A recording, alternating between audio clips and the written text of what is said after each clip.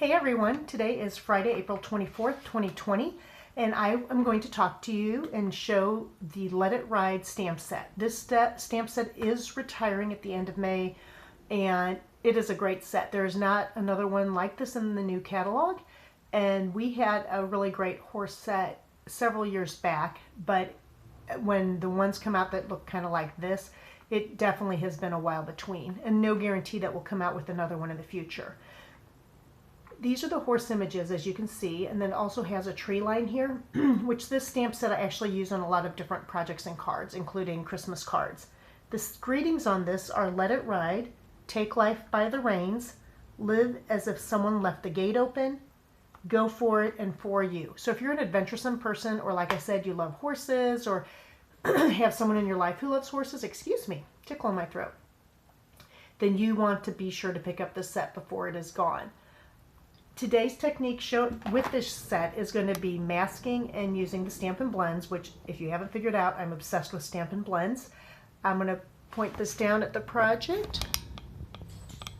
Alright, so the first thing I did on this set is I stamped the images using Memento ink, or you can use black StazOn ink, on a thin paper. Usually I use Post-it notes because the sticky part at the top is great for adhering it lightly to your project without tearing the paper. On this I put just a little bit of snail adhesive on the back, and I ran my finger over it to get some of the tackiness gone from it. So there's going to be 3 layers on this card.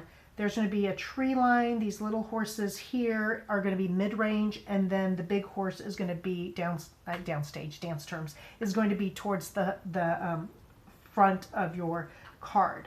So what you want to do first is you want to stamp the image on your project sheet. So this is the piece I'm using for my card. This image that's going to be closest to the viewer, almost said closest to the audience, and I do speak in dance terms a lot whenever I stamp, so I apologize. Usually I'd say downstage. Alright, so we're going to stamp this horse downstage. I'm going to put him about here, and I'm going to stamp straight down and lift straight up. So I have the image there of him. Oops, it helps if I actually put it in front of the camera. So there's that image.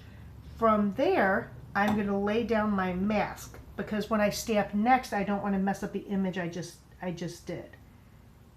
And like I said, I pre-stamped and cut this because I figured you'd be pretty bored watching me cut out a horse. I put a little bit of snail adhesive on some of it. I might do another little piece. Actually, I'm going to do a little bit on the head because it's not laying exactly how I want. And I feel like it's important that the head is good. Alright, so basically you are covering up as much of your image as you can with your mask. The next stamp I'm going to do, and these horses here, I feel like I'm going to lay down about there. So they look like they're in the pasture in the background. And I'm actually going to stamp a little bit over the horse, the front image, like that. Okay? So you can see here there's a line there that's from this stamp, but it will not show up on the final stamp project part of it. Now, the next stage of this, and I am going to stamp the tree line. And I was originally going to stamp it in the shaded spruce because it's so pretty, but I do think I'm actually going to stamp it in the blends because I'll be mixing and doing a skyline and stuff in the background, and then come back through over with the Stampin' Blends to color it in. So I want to leave this mask in place, and I'm going to lay this other mask on top of those horses that are upstage, that are in the background. From there, I'm going to ink up my tree line, and I want it to be right over and behind those horses there. And I want it to overlap a little bit. And this is a really great technique to do to build depth in your project and make it really pop, whether it's a card or a scrapbook page or what have you. This little sham has been awesome. It's filthy dirty, but I actually love it. It's just literally water on it. And periodically I'll wash it out, but it doesn't come all the way clean, the sham, but that's okay. It gets the stamps clean, so that's what really matters. We also have the Stampin' Scrub, which is great because there's a side to dry it. So like on the stamps, this would be better if I used the Stampin' Scrub with the Stampin' Mist with all the detail. But for right now, I got some of it off. All right, set that aside. Oh, my doggy's gonna whine. All right, now I'm gonna remove my layers. So I'm gonna start with these horses here. And actually, I'm gonna turn it this way so you can kind of see as it goes. And then I'm gonna remove my big horse right here. So do you see how he looks like he's all the way down the front? And it tore a little bit of the paper, but it's okay. So now I'm going to go in and I'm going to color it in. You usually go light to dark on your colors. Oh, and on my masks, I don't throw them away because they're kind of a pain to cut out, you know, and I reuse them until they actually tear. So I'll just stick them on the inside of my whatever stamp set I'm using so I have it for next time. All right, and that's how I store those. Okay, so I'm going to color in this fabulous card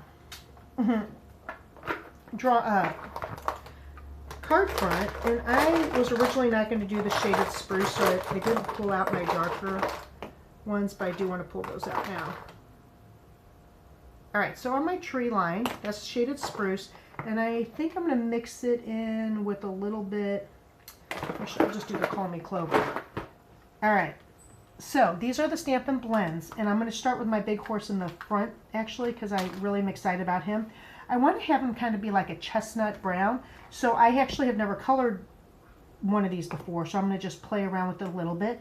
I'm going to start with the dark Cajun Craze, and possibly the, actually, you know what? I think I'm going to start with the dark soft suede. Let's see that. I'm going to go around the edges of the horse as well as, and I don't go all the way to the edge because it does bleed out. Now his little hooves, I do know I want them brown. So I'm just going to dab them with the dark soft suede while I have it out. And then as I go around the lines on the artwork of this horse, whenever I go to blend and add the other colors in, it'll add some depth. His mane and his tail, I'm going to color in the soft suede, because I don't want that to have any orange in it. I just want that to be brown. So that I'm coloring in, and I'm going over these lines like this. This is really a beautiful, beautiful stamp set. Stunning. I have some pictures when the kids were little of them riding horses. And so this will be cool for scrapbook pages for them. All right, this is the light soft suede, and I'm going to blend in over the dark soft suede. And I want to try to hit out where the mane goes. And then I'm going to start blending in just a little bit. And his face, I think I'm going to do mostly in the light soft suede. So there'll be a little bit of the dark soft suede that's pulled in. Just add a little bit. I don't know if you can see his face at all. Alright. And his ears. And then I might totally mess this up when I go to play with the other colors, but, you know, worst case scenario, it's just cardstock and ink, and in the grand scheme of life, me messing it up isn't the world's worst thing to happen. And it's fun to play and experiment. Sometimes some of my best cards and stuff came from me messing up on something and having to brainstorm a way to make it work. Alright, color in his legs. And I might just leave him this brown. It's pretty. I like to color. I don't know about you guys, but I find it really relaxing and therapeutic. It's kind of probably how like yoga is for some people, or meditation. You know, you can kind of let your mind wander as you do it and just relax, and then you have something pretty to look at when you're done. Alright, so I don't want these lines, such distinct lines here from the darker color, so I go over those a couple times. Now, I do think I want to give him a pop of a little bit of orange, and I'm also going to take the bronze, which is an individual blend that comes, that I use often for like skin tones and stuff like that to help with that. but I feel like it's going to bring in a different level of brown to this horse that I want. He's pretty. Go over his hooves a little bit more. Oh yeah, this is pretty. So I don't know how well on the video it's going to show up, but adding just these extra layers of colors, and that's the thing that's cool about the blends and like a marker. A regular water-based marker, you cannot layer like this. It just gets muddy. Whereas with the blends, the colors kind of mix together and add some really cool details to your project. All right, and I am going to throw in, I think I'm going to go with the light Cajun Craze instead of the dark, just to add in. Oh yeah, there we go. Because I feel like the dark would have made it too orange. And kind of blend that in there. This is a beautiful horse. I think they're really majestic animals. We watched Secretariat again, maybe about a month ago, maybe 2 months ago. Lose track of everything. And that is just such a cool story and movie. That was an amazing, amazing animal. All right, the other thing, oh my gosh, he's pretty. Do you see him? How he kind of pops up off the page? And I am going to blend this a little bit more. I'm going to go in with a light pumpkin pie, kind of staying in that orange realm, but without screaming orange. And then actually, I might go over the whole thing with a crumb cake to take off the orange tone a little bit. Oh, okay, so right here, I got carried away and went out. Do you see, like, between his legs? So this is a color lifter, and you can use it to lighten different areas of color, and I'm going to use it to lighten this just a little bit. It still shows, but it's not as pronounced as it was if I just let it be. Now you have to be careful, because as you hit the layers around it, it will make it bleed. So there's my dude, my horse. He's kind of cool, right? Huh, I like him. I just think, let's see, where's my soft suede? Go over the whole thing with soft suede one more time. Oh my gosh, such a rich color. Now sometimes when I use the blends, I may not go into this great detail of blending the colors, and I'll just use the 2 colors that come in the pack, and it works out fine. But like I said, I wanted this guy to be a little special. Now I just feel like his hooves, I want them to be darker, so I think I might need to go with like a dark gray. This is the granite gray. Let me see if I like this or not. Just to boost, oh yeah, just to boost the hoof color a little bit. And I do have a basic black. Let me try that out. That might be good.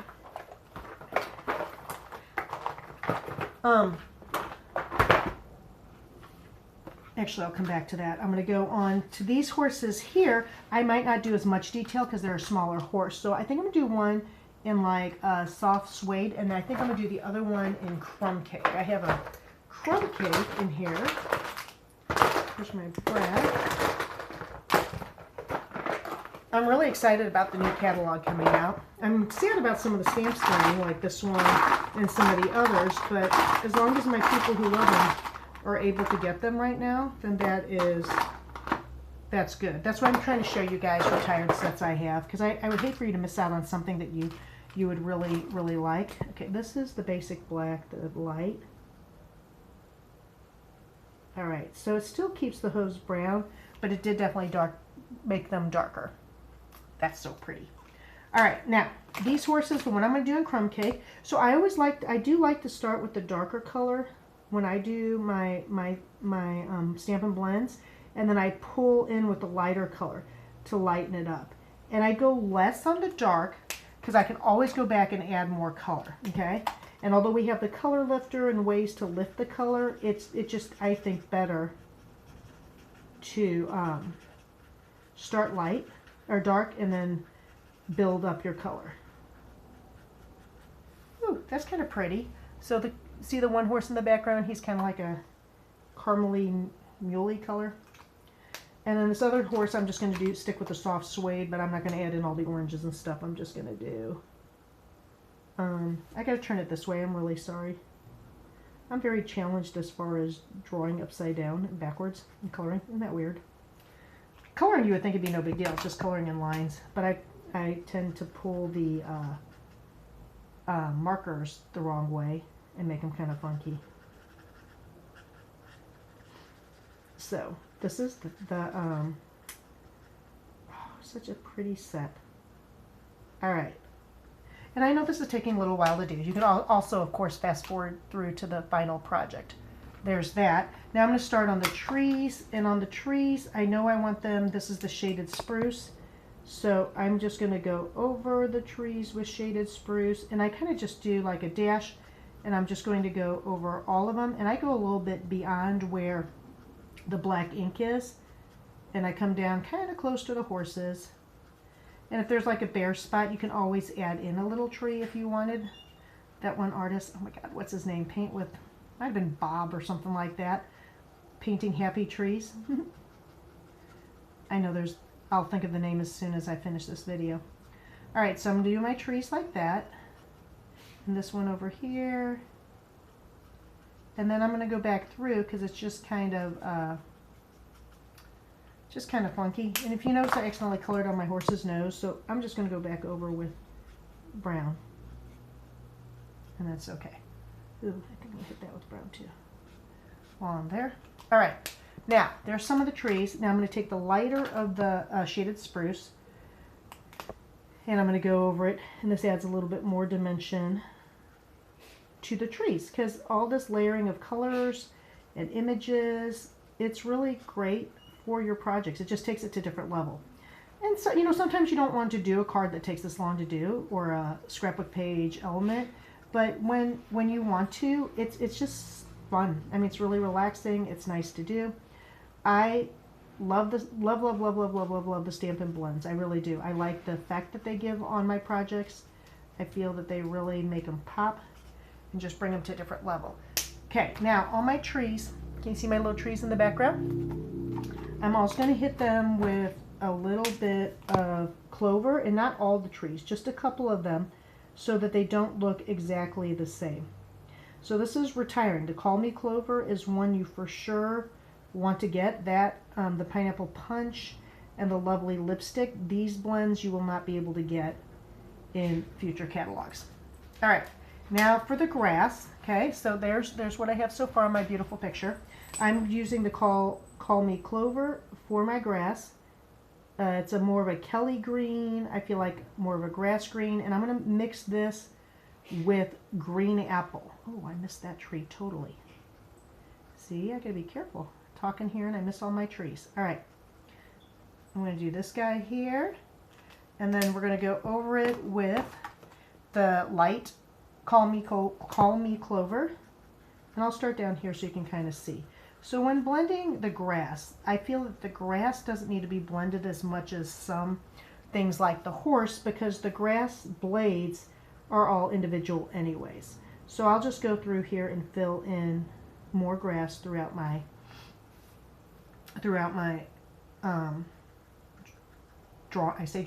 my card, my project, because I want it to be all green and fabulous.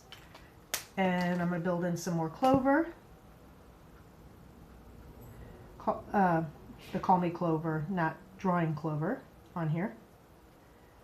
When you go through the catalog, and I'll try to get, I don't have all the retiring sets, obviously, but there is like a mermaid set and a unicorn set, and it's a really good unicorn and a really good mermaid. Those are retiring. So if you have someone who's into that, I will try to get to that set at some time, but that is something you for sure don't want to miss out on, because it is a great set. And some of these sets, you know, when you miss them, you might be able to get them on eBay or something like that, but they usually, if they're really a good and popular set, they'll go for a pretty obnoxious amount of money, well beyond what you could just pay for it now.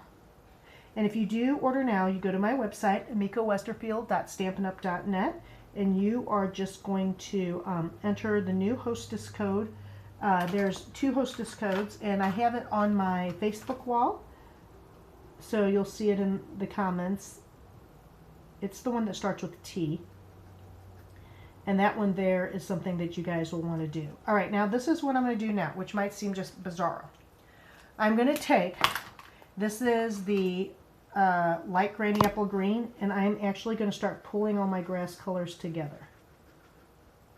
And I'm trying not to color my horse legs too green. I mean, it might bleed into these back horses a little bit. All right, and I just kind of circle, kind of like a circly, scribbly kind of effect. And you don't have to do this at all. This is just for me to fill in the field a little. And if I don't like this shade a lot, I might also go over with the light Call Me Clover in different spots. And I'm sorry this takes so long. I just wanted to show you how it works. Oh, really important, I keep forgetting to say, the blends bleed through, so make sure your surface is protected, okay?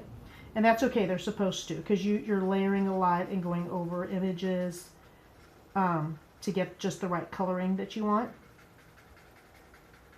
And I'm sure that there's someone out there who's like actually an artist and they can make these blends look like real grass as they do it. But this is how that's going to look in the field with the horses running about. Kind of just a little different effect, little impressionist painting-ish feel to the grass. And by masking it, do you see how, like the horse, you can see the grass behind it and stuff? Kind of cool, right? And then I'm going to show you how I do my sky. If my video shuts off, I apologize because it sometimes does. All right, I'm going to finish the grass in a minute because I want to get to my sky because I didn't get to it the other day. I actually like, there is a balmy blue and there's also a pool party, and I like using those colors in my sky. But I'm going to kind of play around with something different, and it might be weird and I don't know if I'm going to love it or hate it, but I'm going to do a little bit of a light posy, which is like a light purpley color, just to make the sky a little different, the depth of what's going on and the time of day it is. And so I'm going to lay down that first. So this is the dark. Actually, it's probably the light, knowing me. Nope, it was the dark. I did good. And then here's the light. And blend over that.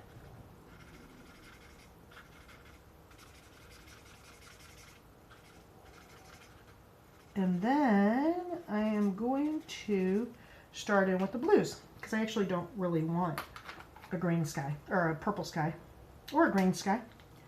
All right, so this is the pool party. And as I blend in over the posies, you can see it took away a lot of the purple color. All right, so keep an eye on the time there. All right. Now I've been doing some virtual class. My first virtual class is coming up, but I'm finding that I do enjoy doing the videos, and I think that it is a great way for my customers who don't live in the area, or if your schedule is just super busy and you can't, that you could still do classes with me without necessarily having to come to my house. Now, that being said, when you come for my classes in person, it's great because you will get to play with the products, and that's always really fun, and see how they work and see what you like and what you don't like and see the colors in person. Now, Stampin' Up's color system is the best.